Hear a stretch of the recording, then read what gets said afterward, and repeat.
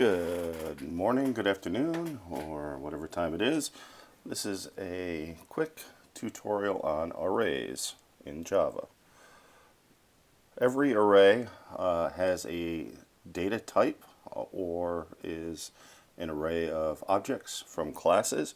So the syntax for declaring an array is first you enter in the data type, for example int, and then for a single dimension array, which is kind of like a list, you just have square brackets and then follow that up by the name of your array, and you have to give it an assignment and then the new operator, and then you repeat the data type again with the square brackets, and this time you include a size for the array, and that's the number of elements in the array. So for example, we've just declared an array called temps of integers. It's an array of integers, and it can hold up to 5. Accessing a specific element is very easy. You can assign the first element of the array, temps, by using an index. This is zero-based indexing. So temps equals 98. Temps sub 0 equals 98. And that is how you say that. Temps sub 0 or temps indexed element 0 equals 98. And then you can do the same for the second element, 95. The third element,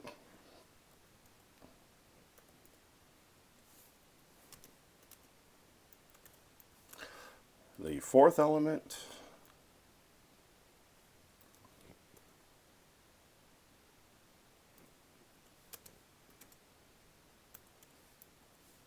and finally the fifth and last element.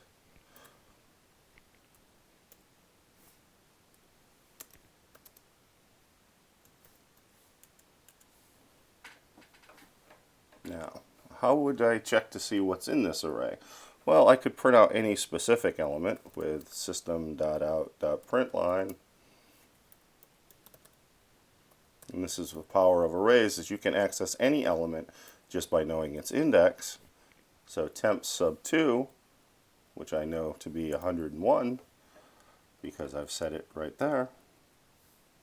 And if I run this, I should see system.out.println of 101. And sure enough, that is the case. I can also loop through the array using a traditional for loop, printing out each individual item. I like to call my loop counter IDX because it's just used as an index, starting at index equals 0. IDX is less than my array length. Temps is the name of the array, dot length, and that's a property, not a method. And then I can increment my loop counter, which is used as an index, and system.out.println, and I can access temps, and this time use the loop variable IDX. I'm going to comment this output here, so the only thing I should have is all 5 elements printed out in order because of this for loop. Again, index starting at 0, less than, because it's 0 base, so 1 less than the length of the array, which is the number of elements, and then increment the loop counter each time through the loop, print out the item. And sure enough. What's also great is the arrays class, which is an uppercase array, which has a method called sort, which allows me to sort an array. Again, that's the arrays class, just like there's a integer class with a capital I or a double class with a capital D. There's the arrays class with a whole bunch of useful methods, one of which is sort. And let's see if that will cause the array to get sorted. And let's put this before printing out to see if it makes a difference. We saw the order was 98, 95, 101, 97, 93. And now we see after calling arrays.sort first before the loop, we have the sorted array. That's pretty cool. There's also another for construct that's just for arrays. It's called the for each, and its syntax is as follows. For the data type of your array, the name of your element, so you can call it anything, and then the name of the array that you're going to loop through, temps. Now what's cool about this is that syntax is such that there's no loop counter, there's no incrementer, there's no test condition. This will loop through every element in your array using this colon notation, and every time through this array, this element here, this variable here, ELEM, which I could have named anything, will have the value of the element in the array. So let's take a look. Just copying a system.println, and remember my loop variable now is ELEM, short for element, and when I print that, again I have filling my array, the array's sort, and then printing the array with this new for loop. And sure enough, it works just like the for loop above, which I have commented.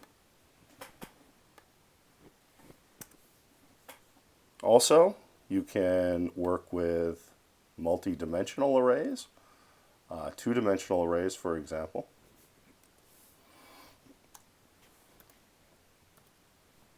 Int, let's call it grid. Give it 2 dimensions, 2 sets of square brackets, grid equals new, again int, 2 dimensions, first the number of rows, which we'll say is 3, and then the number of columns, which we'll say is 4. Now, how do I print this out?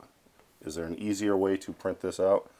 Sure, there is. There's actually, again, our arrays class has a toString method, which we can use to get a string representation of an array.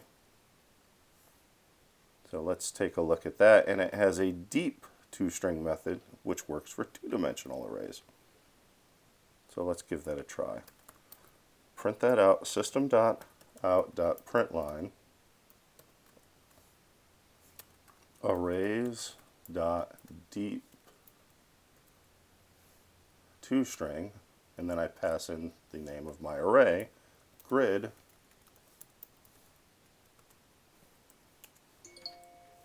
and I should be able to print that out.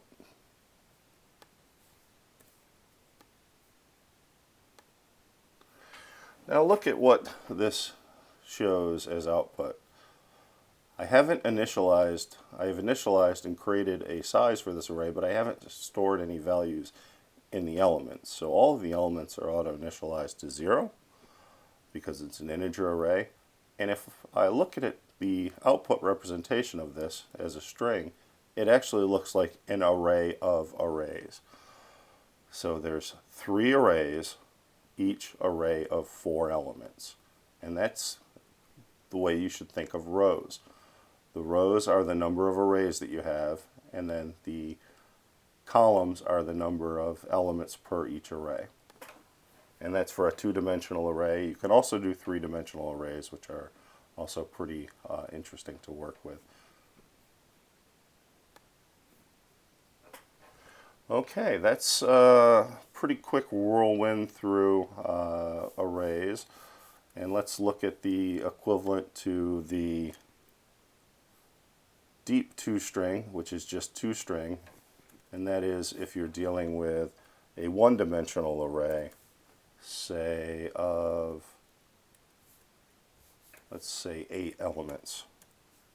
So I have int list, an integer array called list, 8 elements, and I'm going to run the arrays.toString method of the list method, of the list array, excuse me. And sure enough, I have a single array, see the square bracket notation of the output when represented as a string, and then all of the elements. And again, I can change any element just by simply accessing it and providing an index, like list sub 5 equals 49. Run it again, and I'll see that the fourth element, excuse me, the first, second, third, fourth, fifth, sixth element, list sub 5, is 49.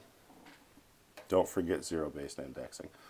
That's it on arrays. You can do a lot of interesting things with them. You can store a lot of data. You need to know the size before you can construct, because the size is required here when you perform the new. And please watch more of my videos. Thank you very much.